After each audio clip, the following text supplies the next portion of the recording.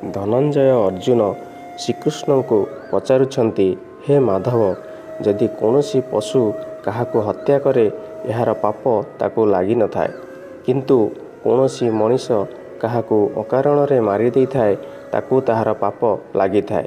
ହେ ଭଗବାନ, ଏ ଅନ୍ତର କ'ଣ ପାଇଁ? ଭଗବାନ ତାର ଉତ୍ତରରେ କହିଥିଲେ, ହେ ପାର୍ଥ, ମନୁଷ୍ୟ ସଂସାରରେ ଏକମାତ୍ର ପ୍ରାଣୀ ଯିଏକି ସଂସାରରେ ଜ୍ଞାନୀ ଏବଂ ଭୁଲ ଠିକ୍ର ଜ୍ଞାତି ରଖିଥାଏ।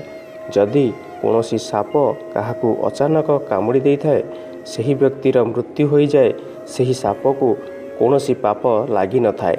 ସେହିପରି ଜଙ୍ଗଲରେ ସିଂହ କୌଣସି ପ୍ରାଣୀକୁ ଖାଇଥାଏ, ତାକୁ କୌଣସି ପାପ ଲାଗିନଥାଏ।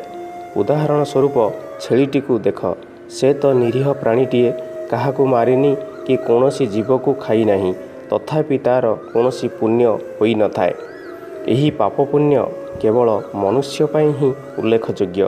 ତେଣୁ ହେ ଅର୍ଜୁନ, ମନୁଷ୍ୟ ଯେତେବେଳେ ତାର ପୁଣ୍ୟ ଭୋଗ କରିସାରିଥାଏ, ତାକୁ ପୁନର୍ବାର ଏହି ମନୁଷ୍ୟ ଯୋନିରେ ଜନ୍ମ ନେବାକୁ ପଡ଼ିଥାଏ। ମନୁଷ୍ୟ ତାର ପାପ ପୁଣ୍ୟକୁ ଏହି ପୃଥିବୀ ଲୋକରେ ହିଁ ଭୋଗ କରିଥାଏ, ତାହା ପୂର୍ବ ଜନ୍ମରେ ହେଉ ବା ଏହି ଜନ୍ମରେ ହେଉ।